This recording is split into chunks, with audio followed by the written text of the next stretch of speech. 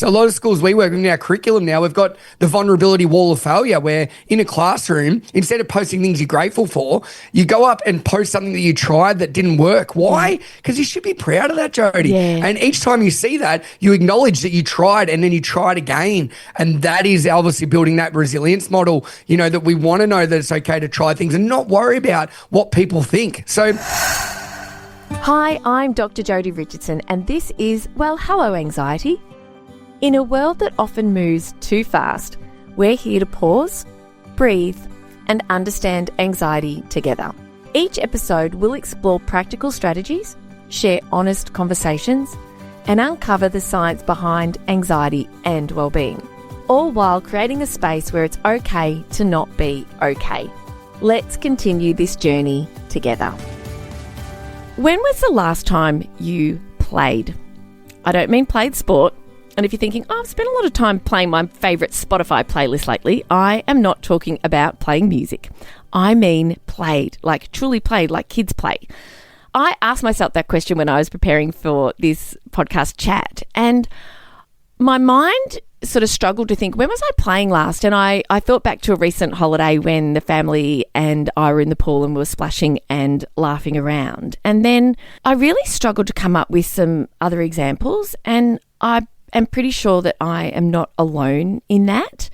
And I do really want you to reflect on when was the last time that you played. And if you've got little kids, you're probably playing with them, but I mean just for you. Because we actually do think about it as something for kids, you know, playing at the park, playing with toys, playing games. But I think a lot of us along the way kind of miss the memo that it's actually really important for us as well. And the science is clear on the benefits from it, on the benefits for us. It is so good for us. It helps us recover from stress. There's an undoing effect. There's really great research around that. It helps reduce anxiety. It helps us to sleep better. It helps us be connected with the people around us. We know how good it feels when we just sort of let go of everything else and we're really present. And we would all benefit from making space for it again. And so that's why I really wanted to talk with today's guest, Dale Sidebottom, because he is the co-founder of the School of Play, a TEDx speaker, a global advocate for bringing play, movement, gratitude and giving into everyday life. And the School of Play also has a curriculum for schools to help educators bring play and weave it into every week, every day of every week, for the benefit of not only the students' learning, engagement, stress, anxiety, but also for the benefit of the wonderful people at the front of the class or weaving in amongst the kids, because front of the class isn't always how teachers roll.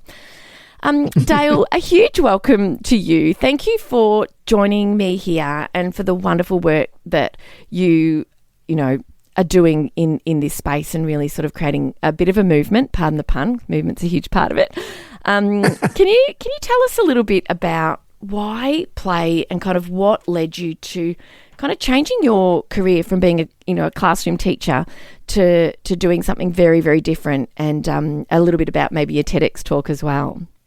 Okay, well, thank you very much, Jodi. I'm really excited to be here. And as you were talking there, I think a lot of people, when you talk about play, they think it's just sport or they think it's something organised. Well, play is something that, we call it play-based mindfulness. A lot of the work we do, they are just fun, simple little games. If it's a board game or if it's cards or dice, you're completely present. You're not thinking about the past or future. And I know we're going to obviously talk about anxiety and stress. Anxiety and stress can't occur when you're present. And you're getting the benefits of being connected with one another. There are no screens, there are no devices. And in a world where we're ruled by that and they're not going anywhere, it's something that's really, truly magical to see. I got back late last night from Mildura, where I was doing a keynote for a group of principals up there, and to see what happened in the room with principals that, they're leading schools, the stress, the pressure they're under, but when you give them space, I spoke for an hour and a half, and it was amazing that so many of them said for an hour and a half, how quickly did that go? But what just happened? Like, it just took them on a journey. And I think that's the power of play when it's done well, when people feel safe. When they're safe, it's all about building relationships, and relationships are the key to life. So to go back to your question a little bit there, Jodi, I grew up in regional Victoria in a place called Shepparton. And I went to a primary school in a place called Katandra West on a dairy farm. And we had 25 students, and it was a Steiner education. And Steiner education, for anyone out there, is all around, storytelling and narrative, and it's all about allowing students to be creative. I was really loud, and if I was probably teaching me, I would have said, Dale, be quiet. But the teachers through Steiner, they encouraged me to be loud because that was my superpower. And then from there, I went to a school, a normal mainstream school of 1,500, which I enjoyed, but it was so regimented. And I think once I started teaching, I realized that no one cares what you know until they know how much you care. And I was teaching in London at the time, and I was doing supply teaching. If anyone that's ever done that, Jodi, let's be honest, I was very close to quitting and getting a job with my housemate as man with a van. It was not enjoyable at all. But the reason is I was walking in each day and just telling the students, this is what we need to learn. I was not taking any time to build a relationship, to build rapport. And there was this one day where I just flipped that. So I walked straight in. I didn't say who I was, and I just played 4 connection starters straight up. I call them connection starters because icebreakers, everyone's had a horrible experience with one. And the moment you label it, you lose half the room. I bet listeners can resonate with that. So I played 4 connection starters. By the last one, the kids are going, sir, who are you? And I said, this is who I am. And I tell you what, after recess, I've got another one of these games. After lunch, I've got another one. And the best one at the end of the day. But only if you all connect and help each other. And this was at a school in central London, and the kids, they were tough. Do you know what I mean? They didn't even have a classroom teacher. Every day there was a new supply teacher. And as I walked out, the principal grabbed me and goes, Dale, that's our hardest class. So what have you done? They go, do you want a job? I said, I do not want a job. I appreciate the offer. I've got one more day at your school and I'll probably never come back. Horrible school. But I was able to build a relationship and a connection with them. And through that, I realized that taking 5, 10, 15 minutes at the start of every lesson to allow kids to be present, to allow them to forget whatever happened the night before or that morning, because we don't know what's going on over the schoolyard. So what I was able to do was allow them to feel safe, connected, and have some fun. And then the rest of the day flowed. So through that, I had a big bag of all games. And so I thought, you know what, there's something in this. So I created my first mobile app. That was about 15 years ago now, called Class Break. And essentially it was a way for teachers to break up the class with a game. And that went gangbusters globally. It was #1 app in Australia for education. And through that, I was still teaching in Melbourne at the time, but on the weekend I'd fly to Dubai and I'd present and I'd come back, or I'd fly to Singapore, Abu Dhabi. And I remember talking in Abu Dhabi on a Sunday, and I had a line of international teachers saying, Dale, can you come to our school this week? I'm like, I can't. I'm on the red-eye flight back. I'm teaching in Melbourne tomorrow. And they're like, you need to stop doing that. What you're doing is amazing. So I remember I rang my parents up about 10 years ago, Jodi. I said, I'm going to quit teaching and play games. And my dad's like, Dale, what are you doing, mate? Like, I have some weird ideas. But, I suppose since then I'd found a way to help people feel safe, have fun, and connected with themselves and others. And essentially a great way to improve their mental and physical well-being. And, over the last 9 years, I've presented in over 25 countries face-to-face now. Last month, I was keynoting in America and Thailand. Next week, I'm off to Singapore. Last year, I was in Kenya at the International School of Kenya. The royal family of Saudi Arabia flew me over last year. And it's just pinch me sort of moments where you rock up to these places. And I don't speak any other language, Jodi, and I speak English very poorly, but that doesn't matter. When play is done well, it connects everyone. And it's just an amazing thing to see. And for me, that trip to Saudi Arabia last year, where their culture is so far removed from what I was asking them to do. I had a full day with them, 180 in this ballroom for the royal family, and the transformation was incredible. And that's when I was like, I just pinched myself and said, this is amazing what you're doing, and more people need to see it. And that's where I'm sure we'll talk about 365 Days of Play, the book that came out this year. And my TED Talk sort of journey is more about my journey of how I rediscovered myself. I went through a pretty rough period in my early 30s, all by my own doing, just because I could never be present as a kid. I didn't realize there was things you could do to reduce stress and anxiety. So my thing was I just needed to be busy and go. And I never loved the person I saw in the mirror. So in that TED Talk, I talk about the journey I went on and getting divorced at 30 and how I was embarrassed and shamed, and what I then did to improve myself instead of blaming others. And we all know that now that if you're not in a good place, there are things that you can do to make sure that you're happy and healthy. No one else can do that. So that TED Talk takes on a little bit of a journey and talks really similar about, the method now that we use at the School of Play and the Daily Peg in play, exercise, gratitude and giving. It's 15 minutes. If you wanted to watch anything, it might be an enjoyable watch. But that is a really long-winded answer. I think I summarised everything. Let me know if I didn't. I think you did, and then some. And it's good to know. It's also good for listeners because play when we think about play, and I'm on a mission to have more fun in my life, and I love to have fun, and I have a good sense of humour, but it's easy for the days to get full, and for, you sort of wake up and get on with the morning and all of the things that you need to do. And I make time for exercise. I play basketball, and a lot of people will sort of have their routine, their daily routine. And I'm sure play isn't part of it. It's probably not even on the radar.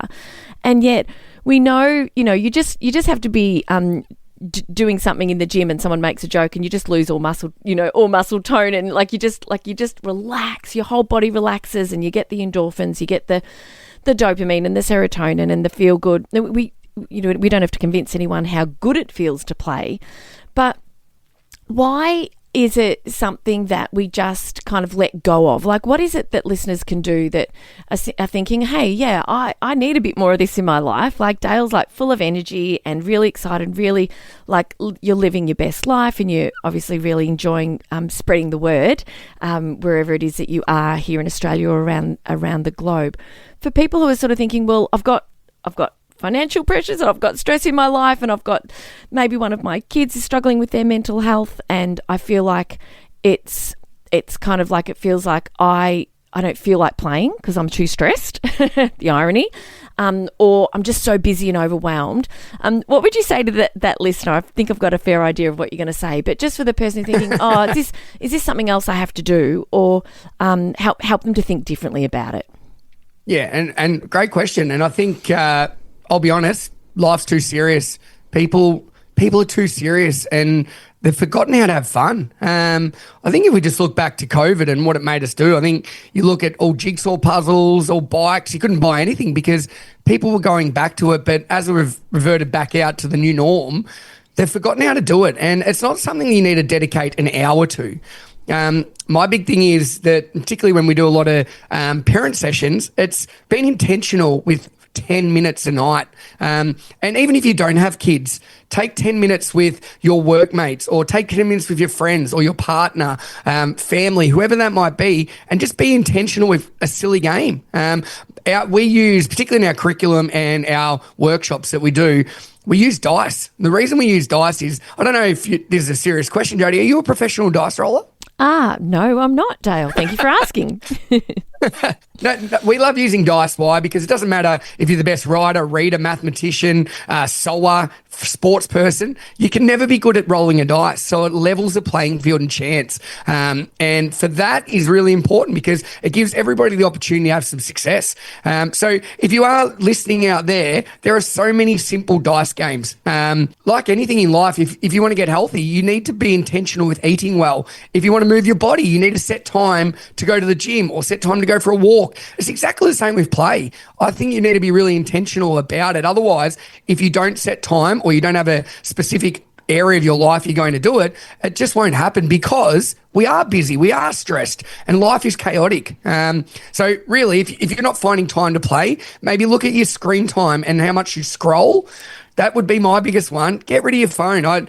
I'm not amazing on my phone, I'll be honest. So each night now I put it away. I don't watch TV anymore at night because I was like, all I was doing, I wasn't even watching TV. I was just actually scrolling my phone. I couldn't remember it, and 2 hours later, and then I'd go to bed. Yeah. Now I'd rather go for a walk and read a book or play a game with my wife if she's up for it, which she sometimes is, but she's not into games as much as I am. But I just think you need to be intentional with it. And if you don't have time, then I think that's an excuse, and I'm going to be harsh here.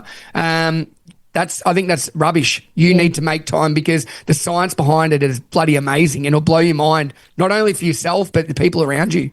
I agree with you about the time that we all have the same time in the day, and we lose and waste a lot of time, and we often don't realise. And I think have a look at your screen time. I think that's a really great suggestion because we've been having this conversation in my house actually because I have teenagers. I bet you have with 15 and 17-year-old, no doubt. Totally. And so, yeah, and it is. It's like, yeah, and it's an investment in ourselves and in our mental health. And if you are stressed and feeling stretched and feeling overwhelmed, then you need it more than anyone else because of the difference that it can make. And the power of being present is, what you were saying before, Dale, is so it's so important because it's very easy to go through life from one thing to the next and sort of look at the calendar for the day and how's the day unfolding? What have I got to do? What have I got to get through or get done? And often it's about kind of like, it feels a bit like walking through mud for some people of the, what the day might hold. When our attention is in this very, very moment, despite what's happened in the past to us or around us or the circumstances around our history, and despite what we could think about that is potentially a challenge in the future or something that's coming up that's going to be difficult or a set of circumstances that are very sad that are happening in our life, when our attention is in either of those places, then it activates emotions in us, it activates pathways in our brain and in our nervous system that can often lead to us feeling overwhelmed and stressed and anxious and, opposite of how we want to feel. But when we place our attention in the very present moment, here and now, whether that's on a game, on the person that's in front of us, on the book that we're reading, on the dice that we're throwing, then we can have this moment of freedom, and it's like, I feel like it's this paradise that's available to all of us, being in the moment. And what you said about kind of the present moment awareness when you are, doing a jigsaw puzzle, you are rolling the dice and playing a game and connecting and actually have your attention in the moment, put your head where your hands are, so to speak.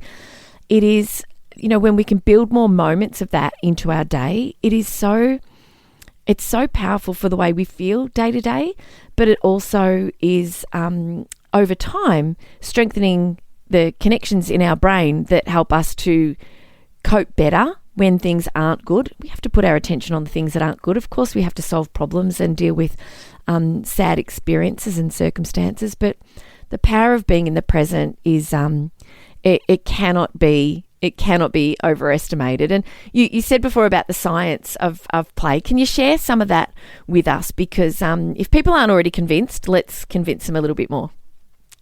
Of course I can. And I think that's why the present's called a gift, isn't it? Because it's a gift for you and the people you're around, Jodi. The science is incredible. I talk about it. We've done a couple of years of full studies with La Trobe University around not only our 1 hour, and we call them a fun shop because, let's be honest, people have sat through a workshop that's quite boring. And the results for that were incredible. So over a year period, we had a boost in happiness by 40%, reduced stress and loneliness by 20%, surge in energy by 30%. But the big one was over 95% of participants that did that 1 hour session with us improved their mental health in some form. So we've seen it firsthand in what we do, but the four that I love about play, and there are so many, play is amazing at allowing you to be creative. It is a superpower. And like you were talking about before, if you've got problems or you need to solve something, play is the best way to do it. And unfortunately, the one thing I'm seeing these days is no one is ever bored. Okay, so you think about life, Jodi. No one is ever bored anymore. My kids aren't. Your kids probably aren't. Anyone, because the moment you have a second to yourself to allow yourself to think, you get out your phone and you start scrolling. So boredom never occurs, and through boredom never occurring, you don't allow yourself to be creative. And this is a problem I'm seeing in schools now where a lot of students don't understand how to get creative or what to do unless it's structured because we don't allow them that space.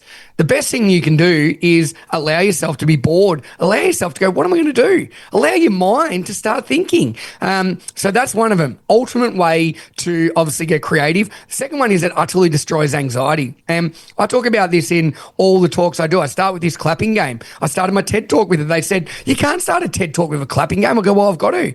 And I talk about it that I walk into this room, I don't know everyone. I feel a bit anxious. But I know once I start that clapping game, it allows me to feel safe and I connect with the audience as well. And my joke is that if you ever feel anxious in your life, you can start clapping, but that's okay. You don't judge me, but it allows you to feel safe. The next two, it's how we form our strongest social circles, and it really is. And like you were saying, if people are listening out there, that probably one of the best activities you can do tonight or at work, wherever you are, give everybody a piece of paper and a pen, allow them a minute and a half and say, draw the best thing you've done this year, or draw something that's made you really proud. We call it Gratitude Pictionary. Don't label it Gratitude Pictionary though, because you'll lose half the room. We don't want to practice gratitude. And then what happens, because your drawing's not very good, you hold it up, everyone else guesses. It's a delivery tool for you, allowing you to be vulnerable and share in a safe space. But the big one about everything around play, we call it play-based mindfulness. When you are truly playing, you're in flow. And there's not many places now with the, how crazy attached we are to everything, that you actually get that gift. So there are so many benefits around play, the cognitive development, neuroplasticity, all these things that I know you could go into way better detail than what I could, Jodi, but plain and simple, play is a superpower for allowing you to be connected to yourself and the people around you. It is. The connection thing Dale, we have a game at home actually, and when I was thinking about when we play, and we haven't played it for a little while, and when I was thinking about when do I play, I could only think of that example in the pool when we were away on the holiday, and then something else popped into my mind, and that was this game, and we call it the coin game, and we've got an island bench at home. It's stone. And we give the bench a really good wipe. It's got to be super clean, super dry, so it's slippery. We get a 20-cent coin. And great game. I know it. Sorry to interrupt. Love it. Yeah, my husband and my daughter are on one side of the table, so we've already got the pairs. The pairs have been set for years, and my son and I are on the other side of the table. And the idea is you get 3 goes to tap the coin and hopefully get it to hang over the opposite edge enough that you can go and flick up the edge and catch it with one hand. So you know this game. We call it the coin game in our house. And it is hilarious, and it is fun. It connects us. There's a lot of trash talking. There's a lot of ridiculousness. There's a lot of dropped coins and finger pointing, and a lot of high-fiving and a lot of laughter. And one of the kids was a bit stressed about something not so long ago, and I said to Pete, my husband, I said, let's play the coin game after dinner. Not because we don't have to cheer people up when they're sad and down. We absolutely need to acknowledge and validate emotions and allow emotions to kind of move through and to, welcome all feelings and a lot of the things that I do talk about. But also there comes a time when you need to reconnect, you need to shake it off, have a bit of a laugh, and also it just brings you closer. It brings you closer. And my husband's been away, and I've been sort of like, I'm thinking now whilst we're talking, I wonder if like my son and I should start doing some practice while he's not around so we can get a bit better. Good. But the connection, what you said about connection, it is, and look, Dale, in this life we get, honestly, we get each day. I'm so grateful for every birthday. I struggled with 27. I had a hard time with 27. I don't know what it was. I'm like, I'm so old. But each day is such a gift. And what is this life if it is not about the people, having fun, just, relaxing, enjoyment? We have to work. We have lots of ups and downs. Life throws so many curveballs our way. That is being human. But play, laughter, connection, mindful moments, they help us to cope. They build our psychological resilience and our ability to cope when things are tough. Can you tell us, please, like with adults, like I've obviously shared a game that's fun for a family. For a family who, like an adult listening who's like, look, I'd love to be able to do something with the kids, but the kids aren't really on board. Like if it's not been a part of family life for a few years because the board games get tucked away. I found that I was always like, who wants to play a board game with me? And then, like as kids get older, they've just got other interests, of course. And it wasn't a routine. It wasn't like we had games night or anything. For families where kids are kind of like, a bit like, I'm not sure about that. What could you suggest? What's a way to kind of like open the door again to bringing more of this joy and goodness into their lives? Love that, and love the coin game. I'm going to start with parents don't go, we're going to play a game. Don't label it. And I'll be honest, because the moment you label it, you'll lose your kids. Because I bet they've had a bad experience before, or they're judgmental, they're not curious, as good old Ted Lasso would say. I want to go one step back. So you've got a beautiful island bench. You play the coin game, another game that you could just play even with your son if you want to practice, a game called Get 7 Bounces. So grab a tennis ball or a bouncy ball, and you've got to bounce it once, and then your son will catch it. He has to bounce it once, you'll catch it. Then it's got to bounce twice, and you've got to catch it, and then twice, and then 3, and then 4, and it's whoever can't get that sequence. And by the end of like 4 bounces or 5 bounces, it's really tough. It's very strategic with how you drop it and the development behind it. You don't need an island bench, you just need a table, or you need a piece of ground where you can set out a set period that you can do it. Yes. Brilliant game, and I'm sure the competitive juices come in because it's addictive. You want to get it. You're like, damn, I only got 3, then I want to get 4. Mum, how'd you get that? Can I just stop you there? Because I'm just picturing it. So it's just bouncing it in front of yourself. So bounce it. No, you bounce it. You bounce it to your son. So you bounce it to each other. It's got to go. Yeah, so you're standing either side of the island bench. I've got it now. Your turn first. It's only allowed to bounce once before it gets to him. Yeah. He's got to do exactly the same thing. And then for the second round, it has to bounce twice until it gets to him, and so forth. So it starts off very easy, but then it's quite hard towards the end. Yes. Brilliant game. It's over so quick, but it's really addictive because you want to get better at it and you want to be able to get the 7. It works best with, I don't know, for people listening, they're like a soft sort of rubbery ball that you play down ball with. Yes. Those are the best. A lot of people throw them to their dogs or whatever like that, but it does work with a tennis ball as well. But yeah, give that a try, and that's one for you there, Jodi. For everyone else listening, as I said before, dice are amazing. I've got a 4-year-old and a 2-year-old at home, and we play this game a lot, particularly with my 4-year-old. You need 6 dice each, and it's a game called Dice Towers. Very simple. The aim is to build a dice tower. So a 1, a 2, a 3, a 4, 5, and a 6, and you stack them on top. The only way you can do that is by rolling all the 6 and getting them in a sequence. So on my first roll, if I got a 1 and a 2, I'd stack them, but then I didn't have a 3. I'd have to pick up those 4. And you go back and forth until one of you has got all 6. And now the game is brilliant, but that's not the reason behind the game. The key with this is to get some sneaky discussion, some sneaky sharing without, how was your day? What are you grateful for? Because that's awkward. Kids don't want that. They can see straight through it. So we've got a rule. Whoever wins gets to ask the other player a question about their day. And it's amazing how far my 4-year-old has come from, how was your day? I don't know, can't remember. When he beats me, Dad, what are you really proud of today? And the inside, it makes you want to cry, Jodi. But the game, because it's tricking my son into being present, having some luck, having some success, building the dice up. And if he's just at the stage where he can build a tower now. Before that, we used to do a laying down tower. Yeah. So it didn't fall over and he felt like a failure, because you don't want that. It's not about that. Yeah. But that is a brilliant game. Why? Because it's all luck. It's all random. The games are over quickly. But what you can do is the ability to ask a good question. Because how many parents probably listen to this? Their kids get home, how was your day? Good. What'd you learn? Nothing.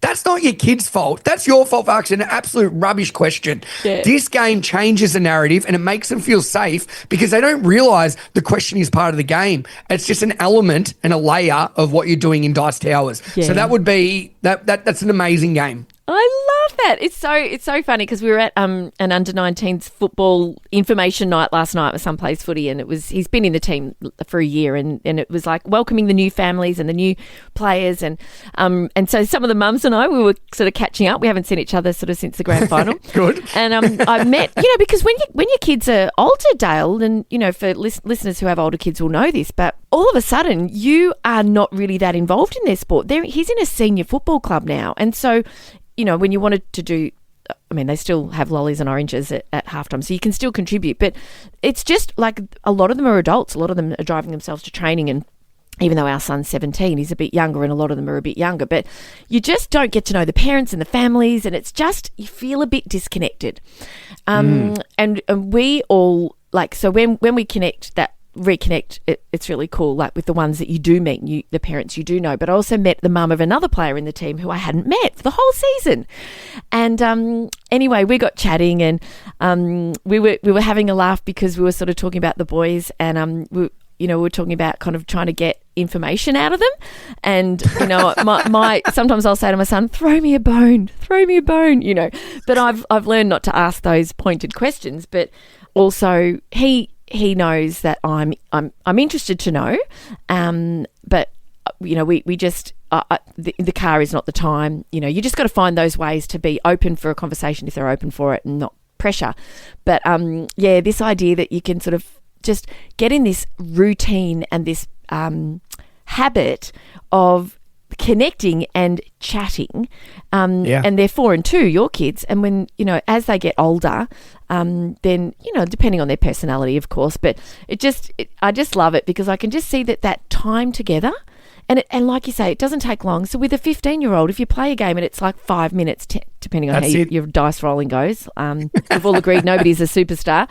I can just see like these little pockets. There's just these little moments, and I'm feeling excited because I want it for myself. I've been chatting with my one of my friends in particular about having more fun and doing new stuff. And we'd actually booked a surf lesson for ourselves, which is not play. It is play, but it's a bit, I suppose it is play because it's and it's for the sake of it. It's not for any performance. It's not for any achievement. It's not for any kind of like certification. And I've realised, Dale, that like I've been this anxiously type A, high achieving, driven personality, and I've accomplished a lot, and I'm really proud of what I've accomplished. But I look back and I think, even when I took up karate, I took it up because I wanted more flow in my life. I wanted more flow, and it gave me that. But then it was about the belts, It was about connection with my mates, learning, fitness, discipline, blah, blah. But I got so much fulfillment out of the accomplishments that came with it. And it wasn't why I started. But to do something purely for the sake of doing it with no pressure, just the freedom and the joy in that, I think, is so exciting. And so, I didn't get to go surfing because I've got a stress fracture in my ankle, so I'm in a moon boot. I went to a musical theatre with my daughter on the weekend. My friend and I have postponed our surfing adventure. But, I think life's too short, isn't it? And like you said, life's too serious. 100%. I think that's where doing something for the sake of it, that's so important. Do you know why? Like, you're going to a surfing lesson just because, you're allowing yourself to be a beginner. You're allowing yourself to not know. You're allowing yourself to be vulnerable by putting yourself in that situation that is out of your control. We talk about students wanting to be the ability, to try new things and fail, that failure is good because that's how we grow. I think too many adults get safe. They're too safe. They actually don't practice what they preach. And I talk to students about this teachers about this all the time, that you need to model it. You need to try new things and be vulnerable and say it didn't work. In Finland, for sake, they have a day every year that's National Failure Day, where they all celebrate something that they've tried and haven't worked. So a lot of schools we work with in our curriculum now, we've got the vulnerability wall of failure, where in a classroom, instead of posting things you're grateful for, you go up and post something that you tried that didn't work. Why? Because you should be bloody proud of that, Jodi. Yeah. And each time you see that, you acknowledge that you tried and then you tried again. And that is obviously building that resilience model, that we want to know that it's okay to try things and not worry about what people think. So signing up for surfing just because, more people need to do those things because you've got no control and there's no objective besides putting yourself in a situation you haven't been before and giving it a crack. Giving it a crack and having a laugh at yourself and just, like just being, like you say, being a learner, and there's so much freedom in that, because when we're grown-ups, we're adults and we're adulting and working and doing all the things, like we have such high expectations of ourselves, or our employers do, our workplaces do. And one of the things that my daughter said to me once, which was so cool, and I know she saw it on TikTok, but she goes, "Mum, I've just realised that you and Dad have never done this before as parents. You have never, ever parented kids before. Every day that you parent us is a new day for you, like it's a new day for us." And I'm like, you are absolutely right. And if only you knew the conversations that happened, like for us to try to do the best we can as parents together as a team and, to make good decisions and set good boundaries and all of that. And I said, we are like and for just for her to, and she showed me where she saw it. And it doesn't matter that she didn't come up with it herself, but it was like it almost like felt like the pressure was off a little bit. Like she's like, because we don't always get it right. We don't. None of us do. Everyone does. No, gosh. And so I think that just learning something new and just thinking, like I've made my fun list. My fun list, I'll tell you a few of the things on my fun list that I want to learn how to do. I want to learn how to do coffee art because I have a coffee machine at home. Yes. And they always look like blobs. I've watched a few YouTube videos, but I think I'm going to go and do a class. I'm going to have a professional show me this stuff. And not because I want to impress anyone, just because I think it would be fun to learn that skill. I want to go and do a tufting class where you use a gun and you make like a little rug. I want to do surfing. I want to go and do, I don't drink alcohol, but I want to do like one of those paint and sip things with a friend where you go along and you just do a painting with a bit of, I just want to try new things and just have a good time doing it. Amazing. But also I sort of think I'll spread them out because all of those things cost money to go and do them. But what you're sharing, and 365 Days of Play, which I've got right in front of me, and you've talked about the School of Play app. It doesn't have to cost a penny. It doesn't have to cost a penny. You can have a coin in the house. You can have a ball floating around, or easy to pick up if you go to the local dog park and you find a freebie, or go to the local $2 shop. They're not much.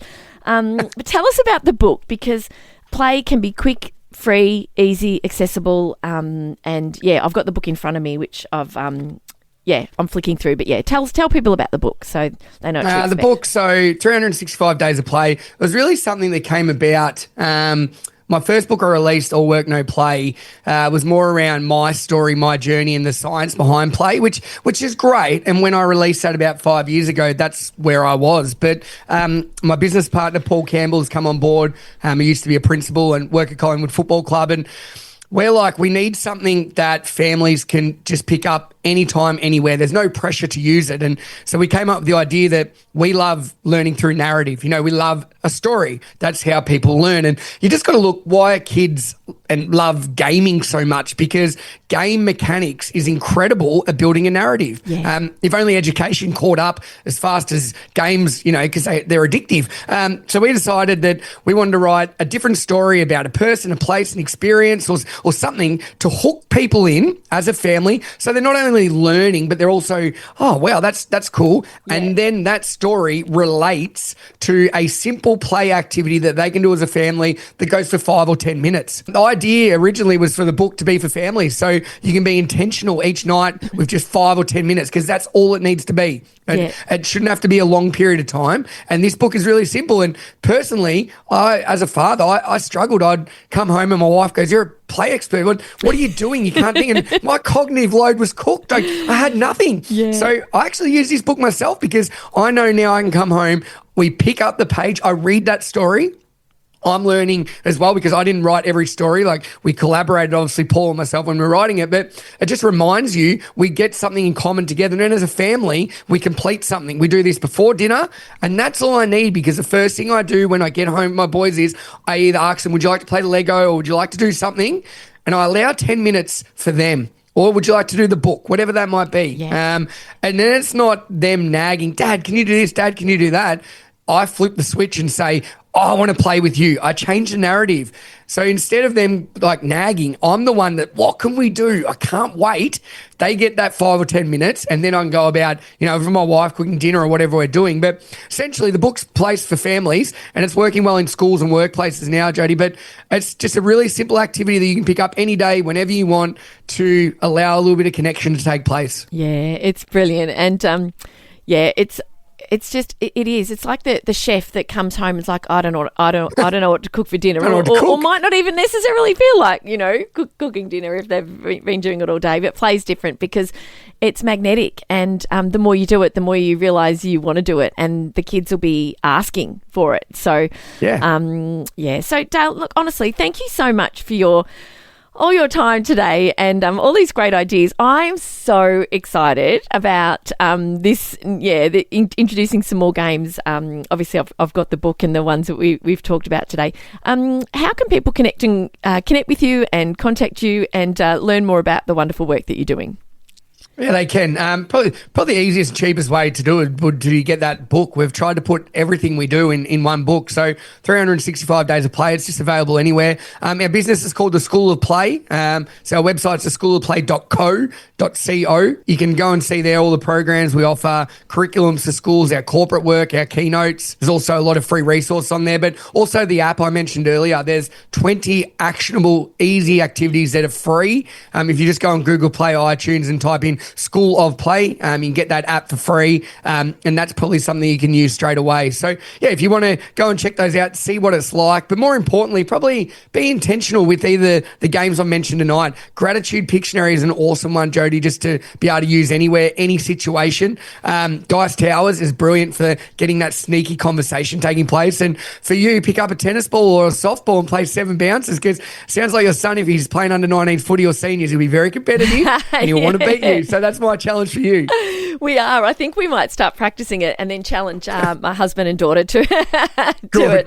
Get some bounces in. Yeah, totally. Oh, Dale, no, thank you so much. It's been just such a joy talking with you. Thanks for the work that you're doing. It's just such a breath of fresh air, and I've loved our chat, and I just know, and I really want listeners, please, just tag Dale, tag me, chuck it on Instagram. There you go. There's some classy Aussie lingo there you go. for If you are on Instagram, my name's Dale Sidebottom. That's my handle. A very, very simple name that people don't forget. So if you want to tag me, I'd love to see the byproducts of this podcast. Totally, yeah. When you're doing something, take a quick snap and and then put the phone away and then get on with it. So thank you, Dale. Thank you so much for your time. It's just been a joy chatting with you. Thank you for sharing this time with me on Well, Hello Anxiety. Remember, understanding anxiety is the first step to managing it. Until next time, be gentle with yourself. Take things one moment at a time. Focus on what you can control and know that you are not alone on this journey. If you found value in today's episode, please share it with someone who might need to hear it too. I'm Dr. Jodi Richardson, and I'll meet you right back here next week.